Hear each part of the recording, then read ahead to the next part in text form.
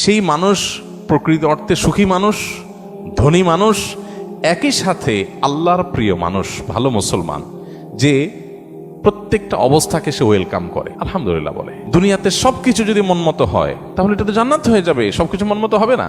অনেকে দেখবেন অমুকে আমার সাথে এটা কিভাবে করলো, কিভাবে এটা বলতে পারলো, এই কথাটা সে কেমনে বলতে পারলো, আমি মেলাতে পারতেছি না। আমি কেন, এটা আশ্চর্যের কি আছে, চামড়ার ঠোঁট দিয়ে সবই বলা যায়, বলছে, বোঝেন, এটা তো আমি আশা করি না। তা আপনি যা আশা করবেন সব মন মতোই যদি হয়, এটা তো জান্নাত হয়ে যাবে। আপনার আশার বিপরীত কিছু হবে দেখেই তো দুনিয়া। না না, সে কিভাবে এটা আমারে বলতে পারলো, আমার মাথায় ধরতেছে না, কেমনে এটা বলতে পারলো। আরে কেমনে বলতে পারলো, আমি তো বলতে পারবো আপনাকে, কোনো ব্যাপার না তো। সবকিছুকে ইজিলি নেওয়া, এটা হলো মানুষের দুঃখ দুর্দশা দূরের প্রধান মাধ্যম, প্রধান উপায়। কোন প্রকার বিপদ আপদ হলে আমরা ধৈর্য ধারণ করতে পারি না। ভাই, সবরটা কখন করবেন? তাহলে আপনার মনের বিরুদ্ধে হবে, চাওয়ার বিরুদ্ধে হবে, আশা যা করছেন তার উল্টাটা হবে।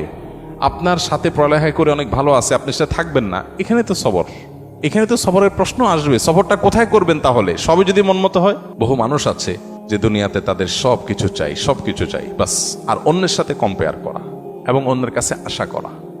সকল অশান্তির দুইটা মূল আছে, আরেকজনের সাথে নিজেকে তুলনা করা, আরেকটা হলো আরেকজনের কাছে কি করা, আশা করা। মানুষের কাছে এত বেশি আশা করা উচিত না। স্বামী হোক, স্ত্রী হোক, ননদ হোক, দেবর হোক, শ্বশুর হোক, শ্বশুর বাড়ি হোক, এমনকি বন্ধু বান্ধব হোক, আপনার স্ত্রী, তিনি হয়তো রান্না বাড়া ভালো পারেন না, আপনার মনে দুঃখ, কিন্তু তার চরিত্রটা ভালো। আরেকজনের বউ রান্নাটা মাশাআল্লাহ একের, কিন্তু চরিত্রটা 2 নম্বর। আপনার বউয়ের চরিত্রটাও ভালো, রান্নাটাও ভালো, হয়তো চেহারা ছবি ভালো না। আরেকজনের বউর চেহারা ছবি অনেক সুন্দর, কিন্তু বড় বড় রোগ সে বহন করে বেড়াচ্ছে, লাখ লাখ টাকা যাচ্ছে, তার বাঁচা মরা মানে একটা ধোঁয়াশার মধ্যে আছে। আল্লাহ তাআলা আপনার স্ত্রীকে সুস্থ রেখেছেন। একইভাবে মেয়েরা যদি পুরুষদের দিকে তাকায় দেখেন, আমার স্বামীটা অমানুষ, সে একটা ফোন করে না, একটা মেসেজ দেয় না, একটা খোঁজ খবর নেয় না, আমি মনটা খারাপ করে বসে আছি। আরে ভাই, আপনার স্বামীটা নেশাখোর? কোন নেশা করে না, আলহামদুলিল্লাহ করেন। অনেকের স্বামী নেশাখোর,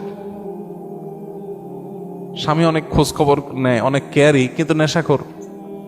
আবার অনেকের স্বামী সব দিক থেকে ভালো আছে, কিন্তু তার ক্যান্সার 4th স্টেজ হয়ে গেছে, যে কোনো মুহূর্তে মারা যাবে। আল্লাহ আপনার স্বামীকে সুস্থ রেখেছেন।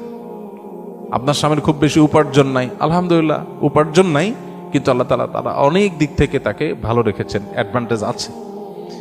একজন ইমানদার সে সবসময় পজিটিভ জিনিসগুলো দেখবে।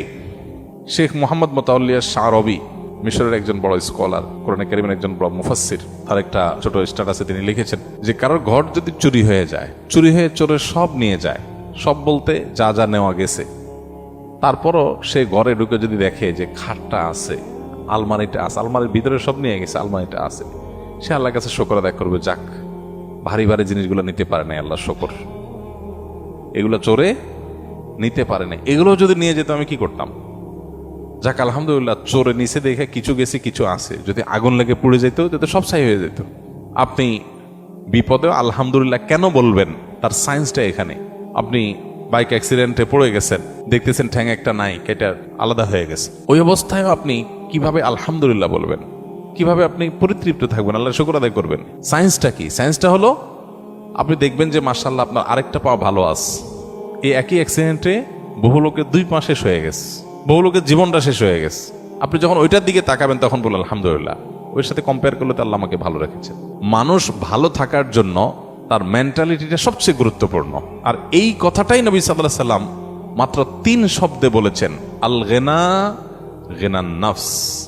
মানুষের মনের সচ্ছলতা, মনে থেকে যদি কেউ ধনী হয়, সে হলো আসল ধনী, সে হলো আসল সচ্ছল। কেউ যদি নিজেকে অভাবী মনে না করে, আর যদি অভাবী মনে করে, তাহলে কোটিপতি হওয়ার পরও সে ফকির। কারণ সে চিন্তা করবে আমার চেয়ে বড় কোটিপতি আরেকজন আছে, তাহলে আমার তো নাই। আমি সবসময় চিন্তা করবো আমার চাইতে খারাপ কত মানুষ আছে, আলহামদুলিল্লাহ অনেক ভালো আছে, আমার ভিতরে কোনো দুঃখ নাই। তো এই জন্য এই বিষয়গুলোর জন্য আমাদের মানসিকতার পরিবর্তনটা হলো সবচেয়ে গুরুত্বপূর্ণ বিষয়।